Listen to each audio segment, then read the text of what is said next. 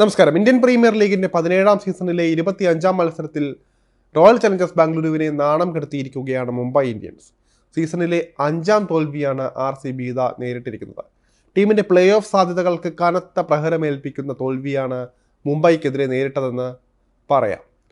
6 മത്സരത്തിൽ ഒരു ജയം മാത്രം നേടിയ RCBക്കെതിരെ വലിയ ട്രോളുകളും പരിഹാസങ്ങളും ആക്ഷേപങ്ങളും അതുപോലെ തന്നെ വിമർശനങ്ങളും ഒക്കെയാണ് ഉയരുന്നത്. ബാറ്റിംഗ് നിരയും ബോളിംഗ് നിരയും ഒരുപോലെ ദുരന്തമാകുന്നതാണ് RCB നിരയിൽ കാണാനാകുന്നത്.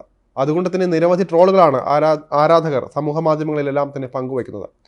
ചെണ്ടകളുടെ നിരയാണ് RCB എന്നതാണ് പ്രധാനമായും ആരാധകർ പരിഹസിക്കുന്നത്.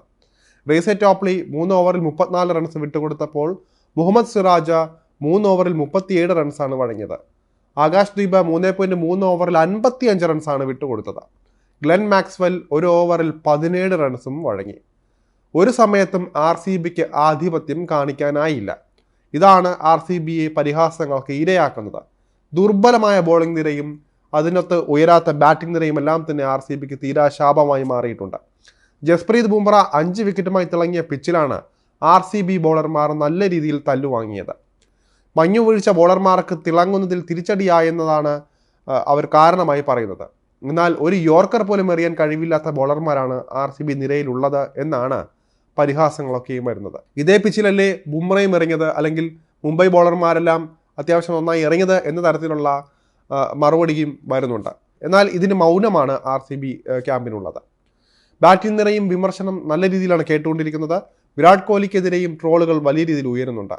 ഓപ്പണറായി ഇറങ്ങിയ കോഹ്ലി 9 പന്തിൽ 3 റൺസാണ് നേടിയത്.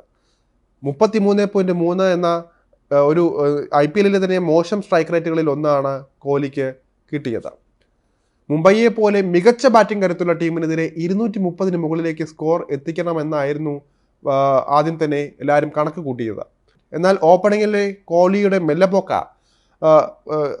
RCBയുടെ ബാറ്റിംഗ് നിരയെ ഒട്ടാകെ ബാധിച്ചു എന്നാണ് പറയേണ്ടിയിരിക്കുന്നത്. മെല്ലപ്പോക്ക് ബാറ്റിംഗാണ് ടൂർണമെന്റിൽ ഉടനീളം കോഹ്ലി നടത്തിക്കൊണ്ടിരിക്കുന്നത്. മത്സരശേഷം പ്രതീക്ഷിച്ചതിലും 40 റൺസ് കുറവായിരുന്നു എന്നാണ് നായകൻ ഫഫ് ഡു പ്ലസീസ് തുറന്നു പറഞ്ഞത്. ടീം മാനേജ്മെന്റിനെതിരെയും ആരാധകർ ട്രോളുകൾ ഉയർത്തുകയാണ്.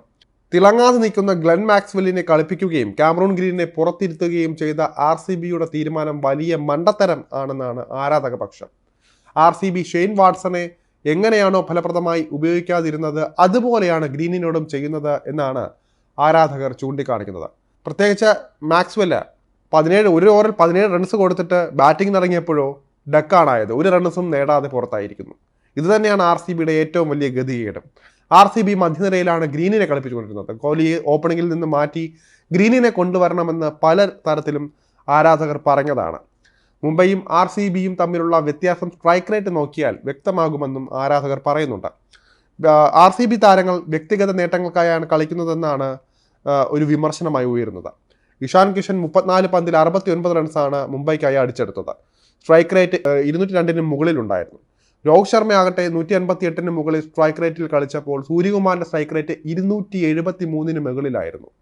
നായകൻ ഹർദിക് പാണ്ഡ്യ 6 പന്തിൽ 21 റൺസാണ് നേടിയത്. 350 സ്ട്രൈക്ക് റേറ്റിലാണ് അദ്ദേഹം കളിച്ചതെന്നും നോക്കുക. തിലക് വർമ്മ 160 മുകളിൽ സ്ട്രൈക്ക് റേറ്റിലും കളിച്ചു. എന്നാൽ RCB താരങ്ങളിൽ മിക്കവരുടെയും സ്ട്രൈക്ക് റേറ്റ് 150 താഴെയാണ്. പരിഹസിക്കുന്നതിൽ പരിധിയുണ്ടെന്നറിയാം, പക്ഷേ ഇങ്ങനത്തെ പ്രകടനം ആവർത്തിച്ചാൽ പരിഹസിക്കുകയല്ലാതെ വേറെ വഴിയില്ല എന്നാണ് പറയുന്നത്. RCBയുടെ ഈ ടീം പ്ലേ ഓഫ് കടക്കില്ല എന്ന് ഉറപ്പായിരിക്കുകയാണ് ഇതോടെ. ആരാധകർ തന്നെ അതിൽ കടുത്ത രോഷവും അറിയിക്കുന്നുണ്ട്. തുടർച്ചയായ 2ാം ജയത്തോടെ മുംബൈ എല്ലാ എതിരാളികൾക്കും മുന്നറിയിപ്പും കൂടി നൽകിയിരിക്കുകയാണ് ഈ മത്സരത്തിലൂടെ.